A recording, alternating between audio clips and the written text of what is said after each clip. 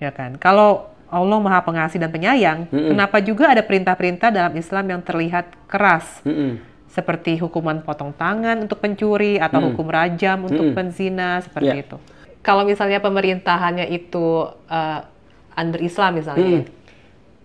Oh yes, ngeri tadi ya? Kan ngeri nanti kalau ada hukuman apa atau main potong tangan, apakah akan se ekstrim seperti di masa lalu itu tuh gimana sih? Oke, bagus sekali. Aku pernah nonton film apa yang paling ditakuti oleh seorang cowok pada istrinya. Menarik tuh, karena waktu itu aku lagi mencari gini. Di dalam Al-Quran tuh ada ayat begini. Dan kalau kamu takut dengan istrimu, aku bilang, laki-laki takut sama istri. Sebentar, apa yang bisa membuat laki-laki takut sama istri? Ternyata ketika dalam beberapa penelitian di barat sana, ada hal yang paling membuat laki-laki akan benar-benar hilang akal. Dia paling takut ketika istrinya apa gitu maksudnya. Bisa tembak nggak, Ci? Ketika istrinya apa ya? Apa tuh? Kira-kira apa yang paling membuat suami takut ketika istrinya ngapain? Istrinya selingkuh? Bagus. Itu jawabannya tuh. Oh iya bener? Di barat sana. Dia bilang kan ditanya nih, kamu paling takut ketika istrimu apa? Penelitian, dia bilang selingkuh. Lalu ditanya harga lagi. Diri itu betul harga diri. Laki-laki itu ketika sudah laki-laki paling penting kan harga diri ya. Kalau kamu lihat istrimu atau tahu istrimu selingkuh, kamu ngapain? Dia bilang, aku akan ngambil sampan, tembak, terus kemudian itu selingkuhannya pertama kali, yang kedua aku tembak istriku, lalu aku bunuh diri. Karena apa gunanya lagi? Ketika dia masih hidup pun dia akan dikenal sebagai orang apa? Orang yang istrinya selingkuh. Orang pasti akan ngebully dia, alias nggak ada gunanya dia hidup lagi kan gitu kan ya. Artinya itu yang paling ditakuti daripada istrinya. Coba bayangin, itu sadis nggak sih? Itu kan ngeri banget tuh, nembak istrinya, selingkuhannya nembak istrinya, nembak diri sendiri. Kita nggak bisa ngebayangin kengerian apa yang bisa dilakukan oleh manusia kalau nggak ada batas. Maka di dalam Islam itu dibatasin. Makanya dikatakan di dalam Al-Quran tuh, di dalam urusan kisos itu salah satu adalah potong tangan misalnya, atau misalnya kalau ada orang membalas dibunuh, itu ada kehidupan. Kehidupan bagi apa? Kehidupan bagi orang lain. Karena orang jadi kapok. Coba misalnya sekarang kayak gini ya. Coba bayangin. Ada orang lain misalnya. Kayak di New Zealand lah misalnya. Ada 49 orang yang di Christchurch itu meninggal, 48 atau 49 aku lupa. Itu kan ngeri ya. Dan kita bisa bayangin bahwa setiap orang tuh punya anak-anak tuh yang dibunuh di situ, atau punya istri yang harus dia hidupin, atau dia harus punya orang tua yang harus dia hidupin, atau seterusnya. Alias ini memakan sesuatu yang sangat luar biasa.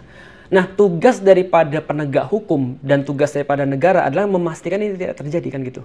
Nah, maka harus dibuat hukuman sejerah mungkin dan menjadi sebuah exposure bagi yang lain agar tidak melakukan. Nah, itu fungsinya hukum Islam. Tapi berarti kalau misal hukum Islam berdiri, akan diberlakukan seperti itu? Akan diberlakukan seperti itu. Wow. Dan fun fact, aku pernah nanya sama bapakku. Pi, gitu kan ya, aku tanya. Menurut Papi, kalau Papi nih misalnya nih, aku tanya awalnya aku kasih tau yang enak-enak dulu dong. Pi, kalau Papi mau nggak Pi, diterapkan hukum Islam, dan Papi cuma bayar pajak Pi, paling maksimal 6 dinar Pi. Oke. Papi nanya, 1 dinar berapa Lik? 4,25 gram emas. 4 juta lah. 4 juta 2,25. Berarti kalau 6 dinar berapa, Lik? Ya berarti sekitar 4 kali 6 lah. Papi paling 24 sampai 30 juta. Mau, Papi? Lah karena bapakku bayar lebih banyak daripada itu kan untuk setahun. Dia bilang, mau lah Papi. Apalagi bisa jadi 2 sampai 6 dinar. Tergantung kan itu kan. Karena zaman dulu diterapkan seperti itu. Terus aku nanya lagi, Pi, tapi kalau ada hukum Islam, ada hukum potong tangan loh, Pi. Bagi orang yang mencuri dan ada orang yang berzina nanti bisa dicambuk loh Pi, atau dia dirajam. Bapak saya jawab sederhana, Papi nggak zina kok. Iya sih, benar. Papi nggak maling. Tapi yang menjadi kekhawatiran kan kalau misalnya itu masih praduga kan. Betul. Misalnya praduga berzina padahal dia di framing gitu. Ya, betul, itulah kerennya Islam. Islam itu sangat keren sekali dalam hukum pembuktian ketika aku sudah pelajari. Jadi kerennya tuh begini, justru yang kita khawatirkan itu justru terjadi sekarang. Ada orang-orang yang mereka baru kemudian dalam tanda kutip ya, niat udah dihukum. Ada orang yang sudah sampai melakukan nggak dihukum. Justru yang kita lihat hukum itu tumpul ke atas dan tajam ke bawah, justru kita lihat sekarang sebenarnya. Jadi fakta yang kita takutkan tuh justru udah kita lihat sekarang. Bahwasanya orang yang nggak punya kekuasaan itu nggak punya hukum.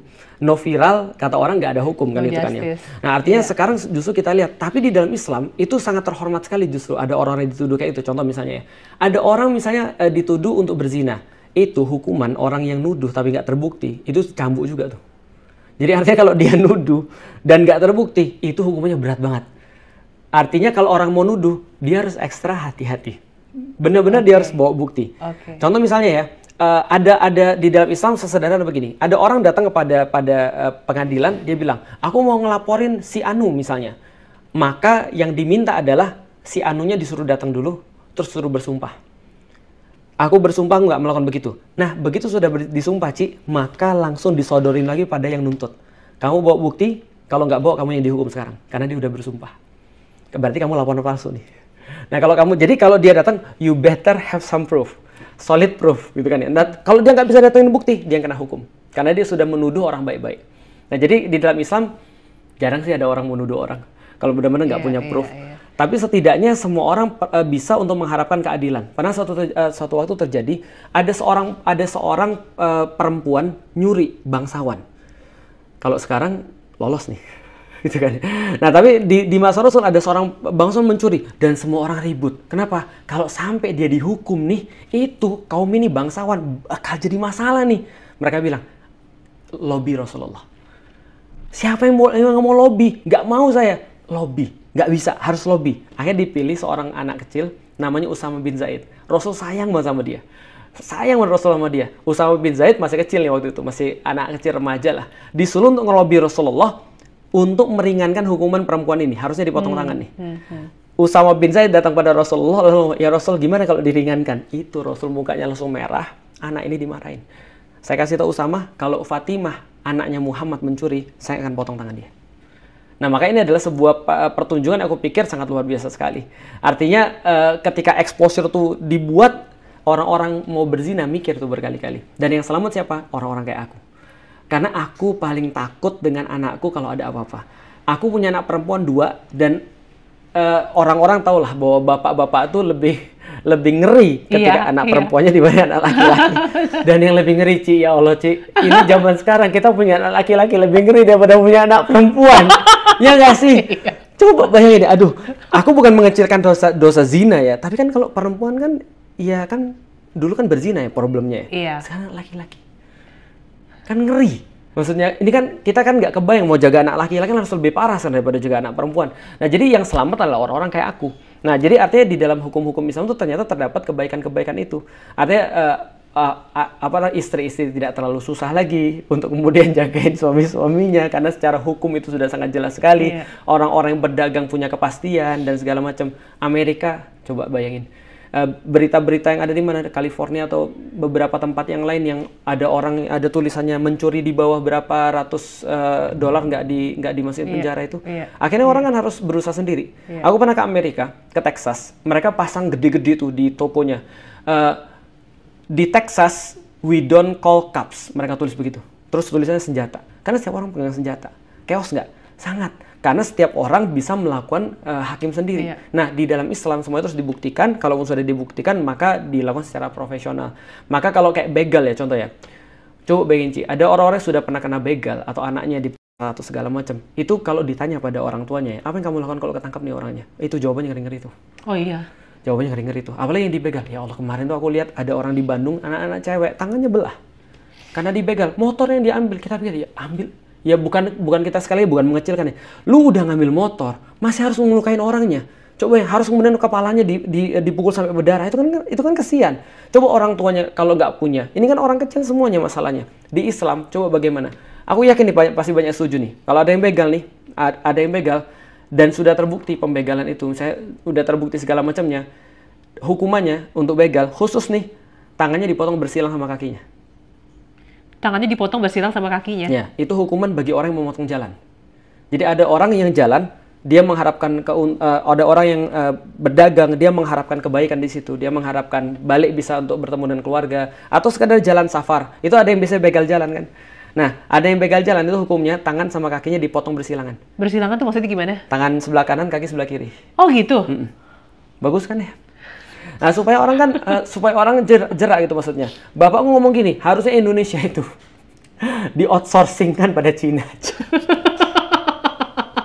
Kenapa begitu? Loh, kan kita lihat orang Cina nih ya. Pemerintah Cina ngelantik menterinya pakai ini, itu aku dapat dari bapakku ya. Nah, kalau salah bapakku aja tanya. Dia ngelantik menterinya pakai peti mati. Sudah kontrak.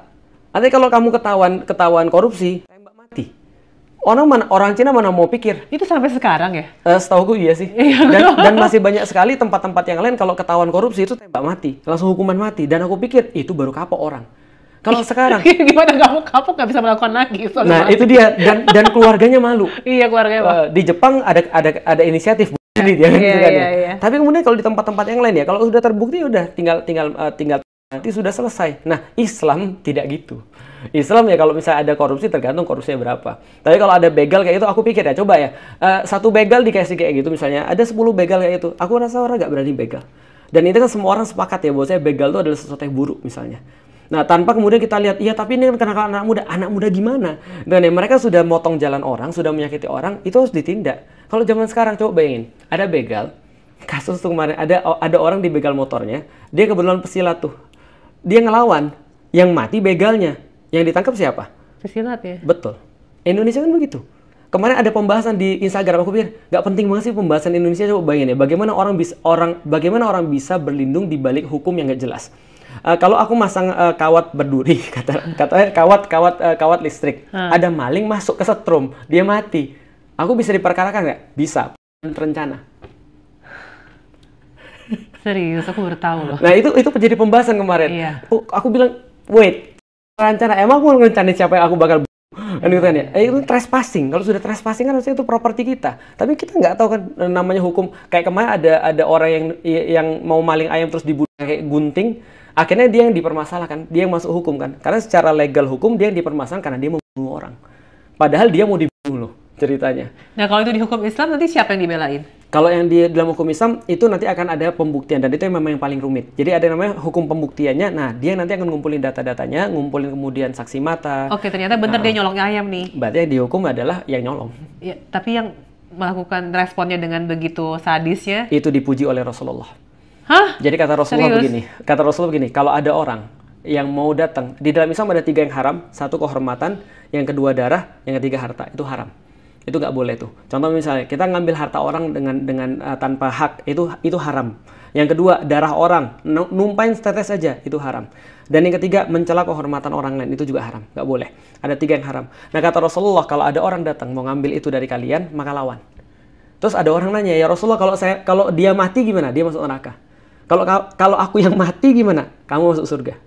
Kata Rasul begitu. Artinya dia lagi melindungi keluarga dia lagi melindungi kehormatan dia. Itu kan kalau konteksnya memang gimana, tapi kalau nyolong ayam tuh sampai dibunuh, yang walaupun yang ngebunuhnya itu kalau contoh gini ya, ada yang nyolong ayam kayak kemarin, dia bawa pisau. Itu berarti niat mau nyakitin orang kan? Iya. Nah, kalau kita bela diri di properti kita, ngelindungi harta kita, berarti kita nggak ada masalah. Di dalam hukum Islam begitu. Iya, tapi sekali lagi konteksnya kalau nyolong ayam, terus yang nyolongnya dibunuh oleh si pemilik ayamnya. Pemilik ayamnya nggak ada masalah, karena dia kan membela diri. Tapi membela dirinya sampai bunuh orang ya? Lebay gitu. Ya. Nah, itu nanti yang membuktikan adalah pengadilan. Iya. Apakah kemudian dia kayak kemarin kasusnya yang membunuh pembunuh karena memang dia lagi gelut gitu kan? Itu kan antara mau membunuh atau dibunuh gitu maksudnya, antara darurat ya. Nah, ataukah memang sudah keikat terus kemudian dia bunuh, ya nggak gitu juga. Atau ya gampangnya gini ya, kalau mau yang lebih jelas lagi, ada maling ketangkep motor terus kita bakar, boleh nggak? Nggak boleh. Oke. Nah, tapi kalau urusannya ketika mereka lagi berantem mau bunuh-bunuhan nih, ceritanya ada maling tuh mau bunuh terus kemudian dia bunuh malingnya duluan, itu boleh. Oke, berarti konteksnya kalau misal tadi yang maling ayam, dia juga kepergok, gelut, mati salah satunya. Oke, saya paham. Ya, tapi kalau ada maling motor ketangkep dibakar ya jangan. Itu namanya menghilangkan Iya, ini biar jangan ada kesalahpahaman di audiens yang kayak membenarkan kalau ada orang. Jangan sampai lu nangkap maling ayam terus lu bunuh gitu. Ini contohnya kalau lagi gelut, oke. Ya, lagi gelut, dibegal, segala macam.